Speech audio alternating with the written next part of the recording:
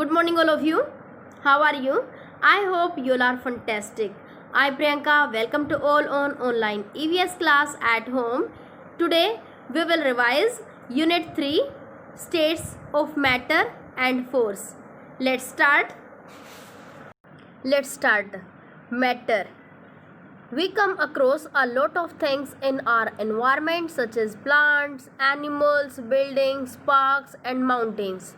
All these things that take up space are called matter. यानी कि वो सभी चीज़ें जो स्पेस ऑक्यूपाई करती हैं और जिनका अपना खुद का वेट होता है, उन सब चीज़ों को हम क्या कहते हैं? Matter. Okay, like solid, liquid and gas. These are the 3 states of matter. Matter कितनी स्टेट्स में एग्जिस्ट करता है? 3 स्टेट्स में, solid, liquid and gas. Okay, first of all solid. Solid क्या चीज़ें होती हैं हमारी? सॉलिड वो चीज़ें होती हैं जो अपनी शेप चेंज नहीं करती हैं, जिनकी अपनी फिक्स शेप होती है. Matter that has a definite shape is called a solid. यानी कि वो मैटर जिसकी अपनी डेफिनेट मीन्स फिक्स शेप होती है, जो शेप चेंज नहीं होती है. Solids don't change their shape easily.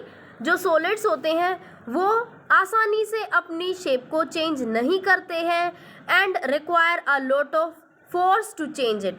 और अगर वो अपनी शेप को चेंज करेंगे तो उनको बहुत ज़्यादा फोर्स की रिक्वायरमेंट होती है. A ball, a brick, a cup and a pencil are some examples of solids. You can see in the picture. Ball, brick, pencil, cup. अगर आप इनको फ्लोर पे गिरा दो या फिर आप इनको ऊपर उठाओ, नीचे उठाओ, नीचे की तरफ लेके जाओगे तो क्या होगा? इनकी शेप चेंज नहीं होती है ना.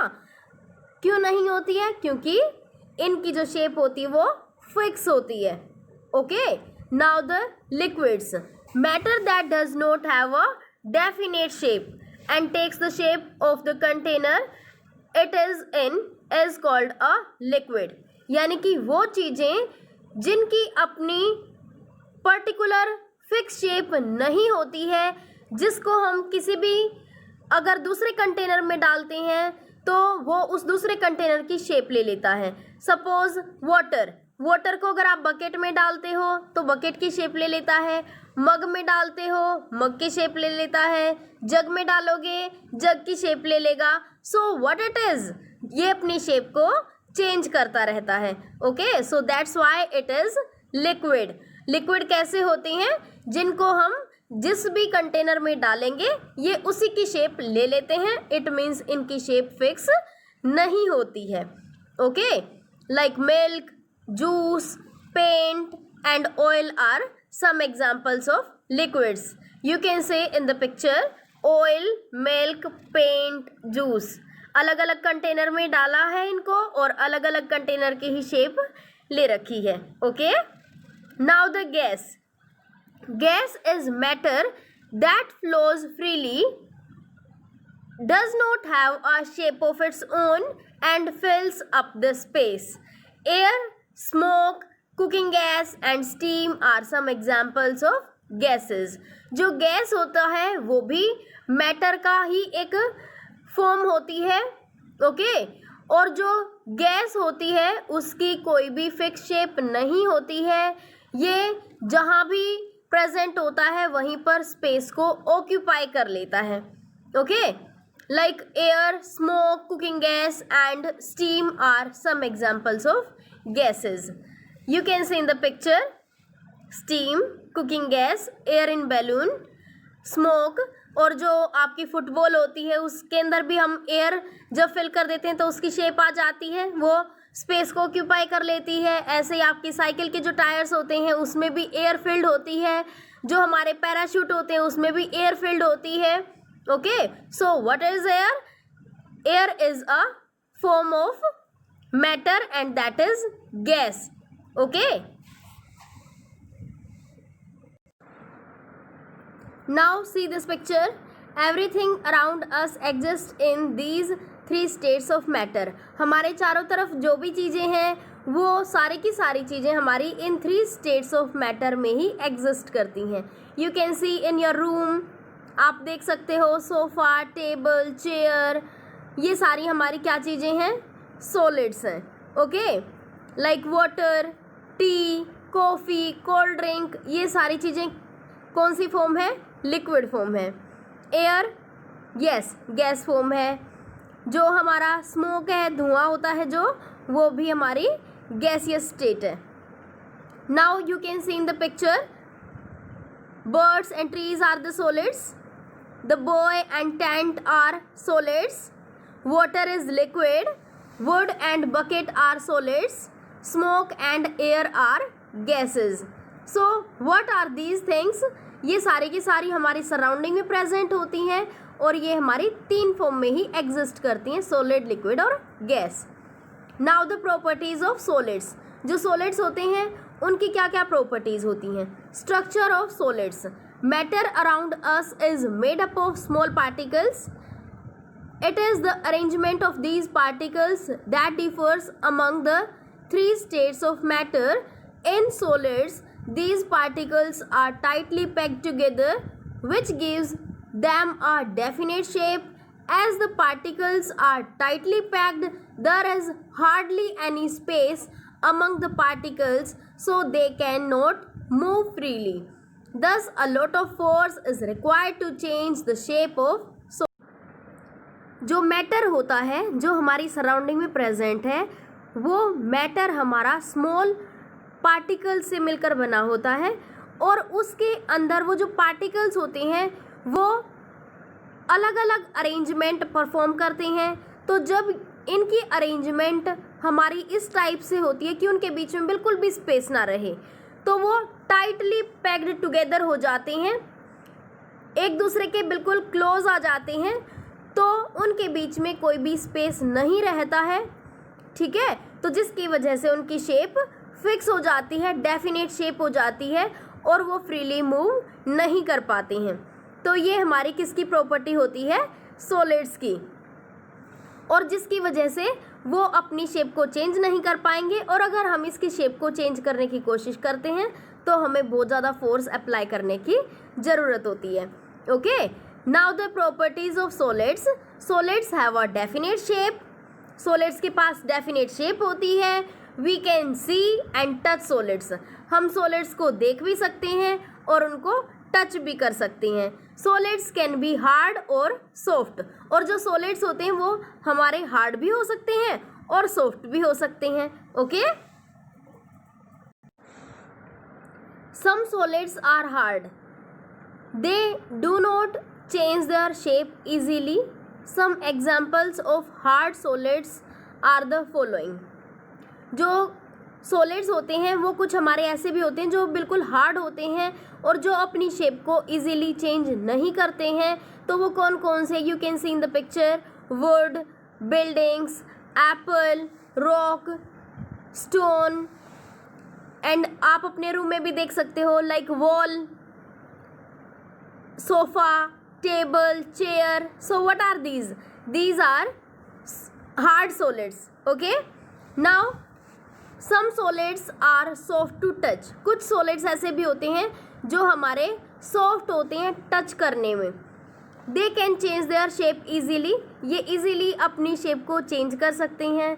सम examples of soft solids are dough, leaf, clothes, hair. ये क्या होते हैं हमारे? यस, सॉफ्ट सॉलिड्स होते हैं जो अपनी शेप को इजीली चेंज कर लेते हैं। Okay, now the properties of liquids, जो लिक्विड्स होते हैं उनकी क्या क्या प्रॉपर्टी होती हैं। Structure of liquids, matter that does not have a definite shape and takes the shape of its container is called a liquid, यानी कि वो मैटर जिसकी अपनी डेफिनेट शेप नहीं होती है और वो कंटेनर की ही शेप ले लेता है, तो उसको हम क्या कहते हैं? लिक्विड कहते हैं। In liquids there is space among the particles as they are loosely packed, और जो लिक्विड्स होते हैं उनके पार्टिकल्स के बीच में स्पेस होता है और जिसकी वजह से वो फ्रीली मूव करते हैं।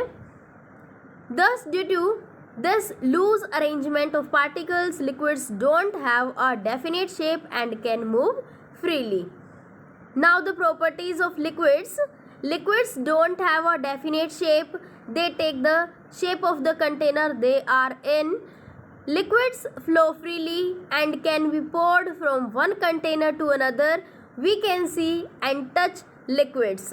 For example, water takes the shape of a glass, ball and bottle as shown in the figure alongside. You can see in the picture. यहाँ ग्लास में अगर वाटर को डाला तो ग्लास की शेप ले ली, अगर बॉल में डाला बॉल की शेप ले ली, बोतल में डाला तो बोतल की शेप ले ली. तो जो वाटर होता है water takes the shape of the container और वो फ्रीली मूव कर सकता है और जिस भी कंटेनर में डालते हैं उसी की शेप ले लेता है. सो दैट्स वाई इसके पास अपनी डेफिनेट शेप नहीं होती है. Okay. Properties of gases. Structure of gases. Gases की कैसी शेप होती है? Gas is matter that flows freely. Gas वो मैटर होता है जो फ्रीली फ्लो करता है, मूव करता है. Does not have a shape of its own. इसकी भी अपनी खुद की कोई शेप नहीं होती है. And fills up the space. और ये स्पेस ऑक्यूपाई करता है. In gases the particles are randomly arranged and there is a lot of space among the particles. You can see in the picture. इसके जो particles होते हैं वो कहीं कहीं बिखरे होते हैं. ओके.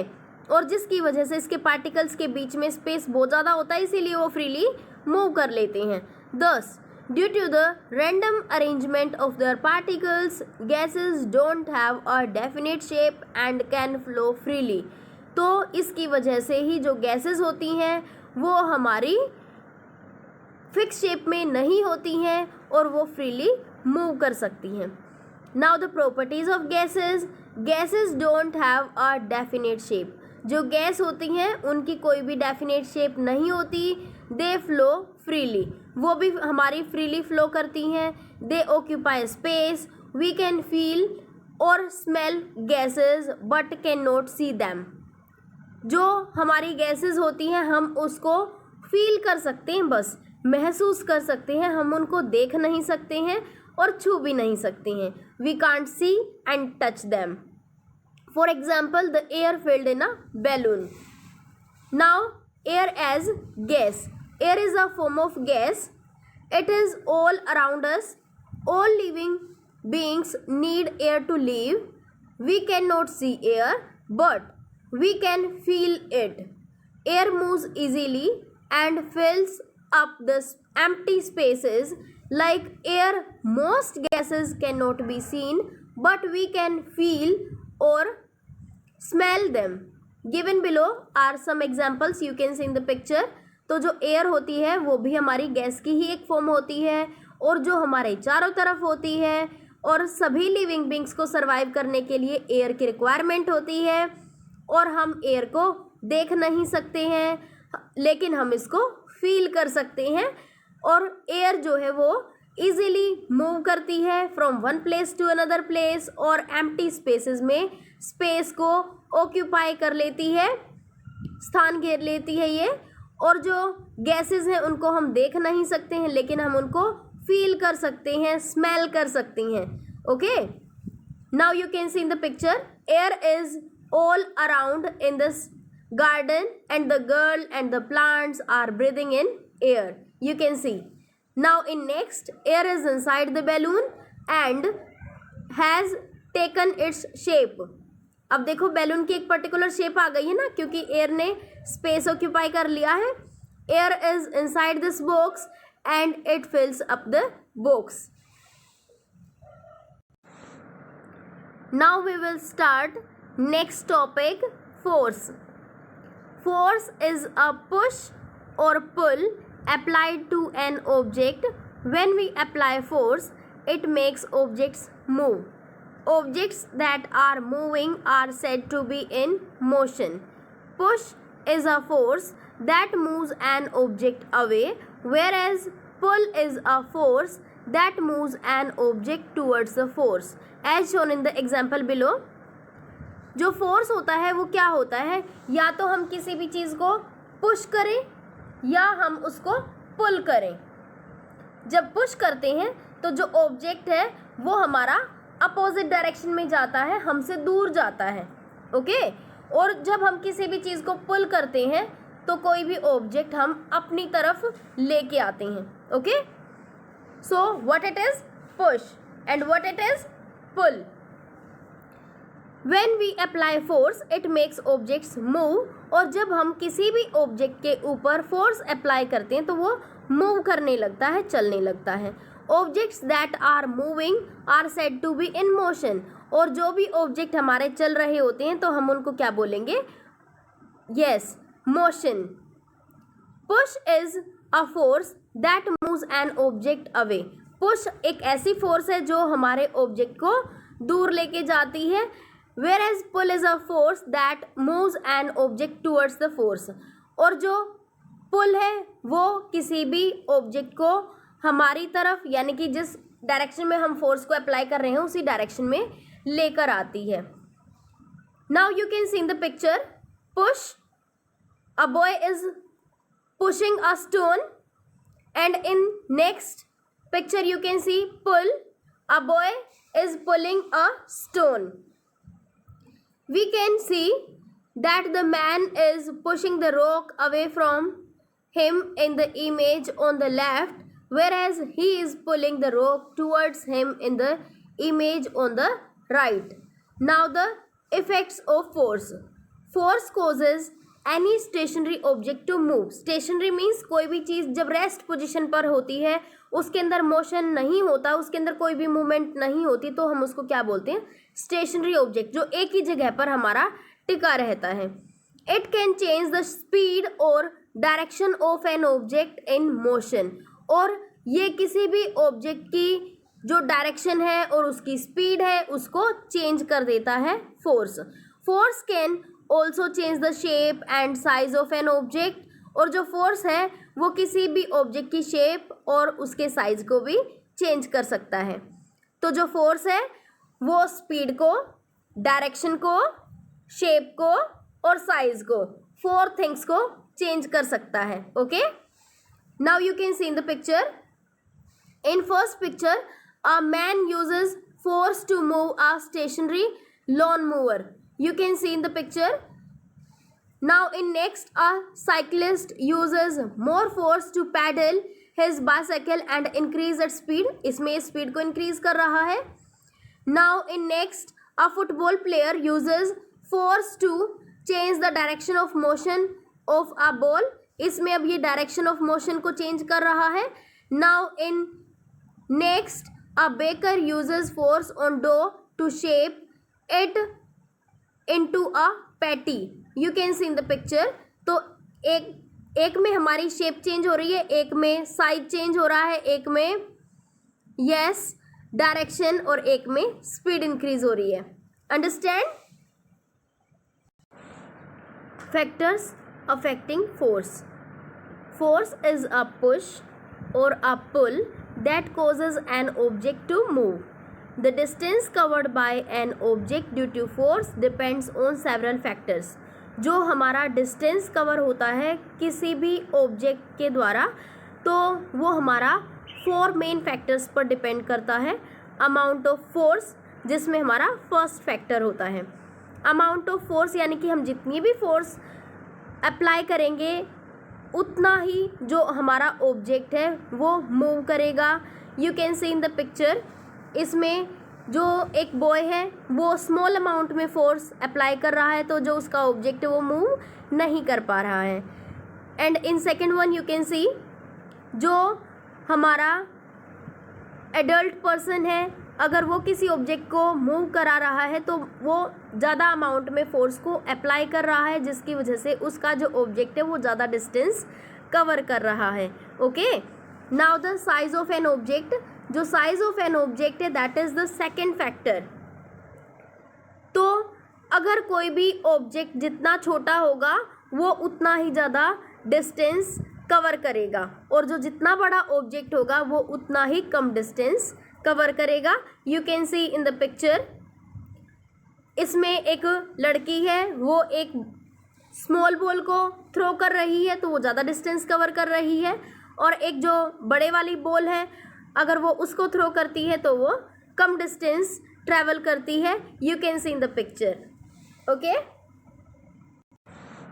नाउ द स्मूथ और रफ सरफेस. अगर हम किसी भी ऑब्जेक्ट को स्मूथ सरफेस के ऊपर चलाते हैं तो वो ज़्यादा डिस्टेंस इजीली कवर करता है, और अगर हमारा सरफेस रफ होता है, खुरदरा होता है, तो उसके ऊपर किसी भी ऑब्जेक्ट को चलाना मुश्किल होता है क्योंकि हमें ज़्यादा अमाउंट में फोर्स अप्लाई करनी पड़ती है. Okay, you can see in the picture. Smooth surface के ऊपर जो बॉल है वो स्पीड से मूव कर रही है, और जो रफ सरफेस है उसके ऊपर जो बॉल है वो कम डिस्टेंस ट्रैवल कर रही है और कम स्पीड से वो ट्रैवल कर रही है. ओके, नाउ द फ्लैट और स्लांटेड सरफेस. अगर हमारा सरफेस फ्लैट होता है तो हमारा जो ऑब्जेक्ट है वो इजीली मूव नहीं कर पाता है, और जो डिस्टेंस है वो भी कम ट्रैवल करेगा. लेकिन अगर हमारा स्लोप होता है, ठीक है, स्लांट फॉर्म में होता है, तो जो ऑब्जेक्ट है वो इजीली हमारा ट्रैवल करता है और ज़्यादा डिस्टेंस ट्रैवल करता है. You can see in the picture. यहाँ एक स्लांटेड सरफेस है और एक फ्लैट सरफेस है, तो जो कार है वो ज़्यादा डिस्टेंस किस में कवर करती है? स्लांटेड सरफेस में. Okay, now friction force. In last section we covered factors on which motion due to the force depends. Previous section में हमने क्या पढ़ा कि जो फोर्स है वो हमारी 4 मेन जो इफेक्ट्स होते हैं उनके ऊपर डिपेंड करती है. वो कौन कौन से हैं?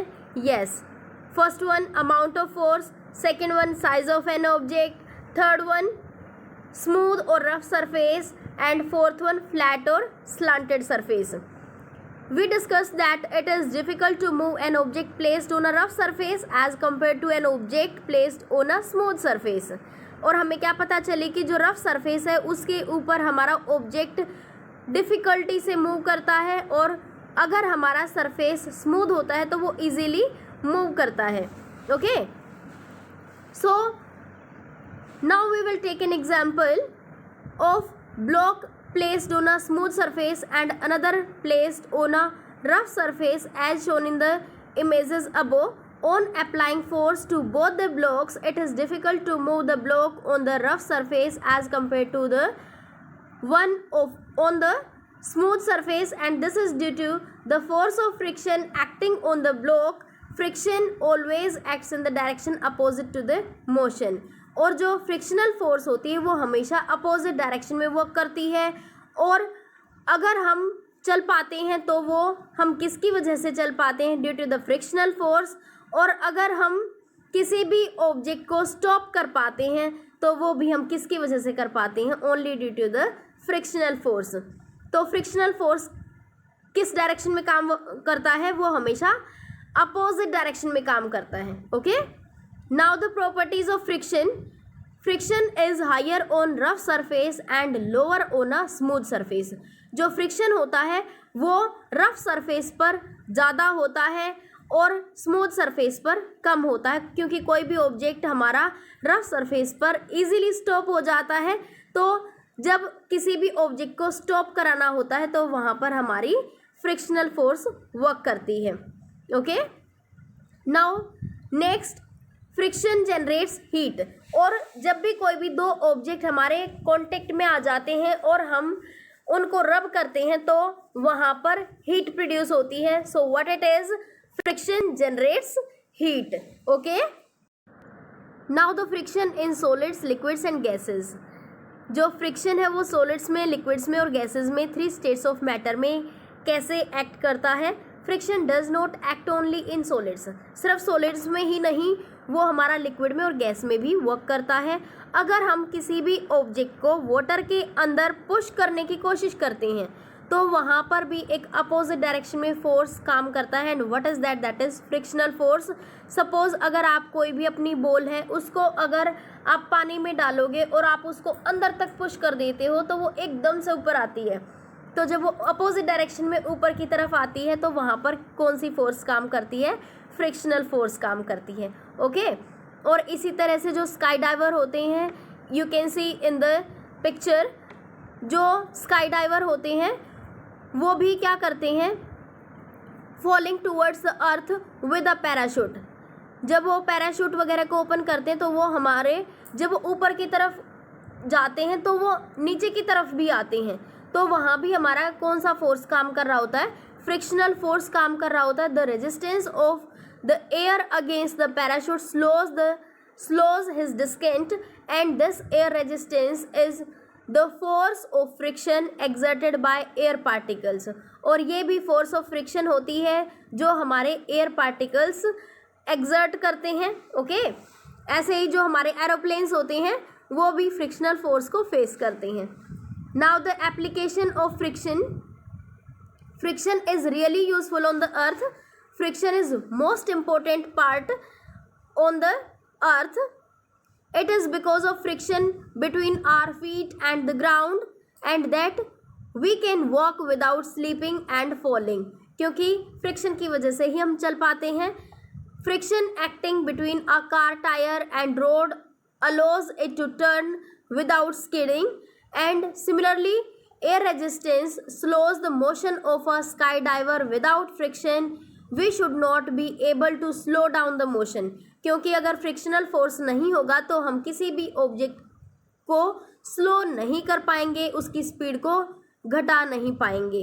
Okay, but friction is not always useful. हमेशा ही ऐसा भी नहीं होता है कि फ्रिक्शन यूजफुल ही होता है, क्योंकि कुछ हमारे पार्ट्स ऐसे होते हैं, मशीन के जो पार्ट्स होते हैं, जब वो आपस में रब करते हैं तो क्या होता है, वो टूट भी जाते हैं। Okay, but friction is not always useful। It is because of friction that we cannot move heavy objects।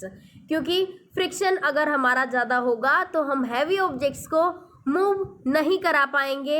And the force of friction between metal parts wears them out। और जो मेटल पार्ट्स के बीच में जब friction हमारा ज़्यादा हो जाता है तो हमारे जो पार्ट्स होते हैं, मेटल पार्ट्स होते हैं, वो टूट जाते हैं। For example the metal parts of a car engine get worn out due to the friction between the parts। और आपने भी एक चीज़ ऑब्जर्व की होगी, जैसे कि हमारी साइकिल की जो चेन होती है तो उसके अंदर भी अगर फ्रिक्शन ज़्यादा हो जाता है तो आप जब पैडल लगाते हो तो आपको ज़्यादा फोर्स अप्लाई करनी पड़ती है। तो अगर हम उसके अंदर ऑयल वगैरह नहीं अप्लाई करते हैं और वो फ्रिक्शन ज़्यादा ही रहता है तो एक टाइम ऐसा आता है वो बिल्कुल हमारी चलना बंद कर देती है। तो हम उसके अंदर ऑयल वगैरह डाल के उसको, उसके जो पार्ट्स होते हैं उनके अंदर फ्रिक्शन को कम कर देते हैं, जिसकी वजह से वो फिर हमारी स्मूथ चलने लगती है। Okay, you can see in the picture friction acting between our feet and the ground, and friction makes it difficult to move heavy objects. Okay, now the gravity। The motion of an object due to force depends on whether it is placed on a flat surface or a slanted surface। Let us take an example of a ball rolling along a flat surface and rolling down a ramp as shown in the below। You can see in the picture जो motion होती है वो flat surface पर हमारी slow होती है और slanted surface पर ज़्यादा होती है। We observe that the distance covered by a ball on a flat surface is less than the distance it covers on a slanted surface। Why does this happen? Yes, this happens due to the gravity।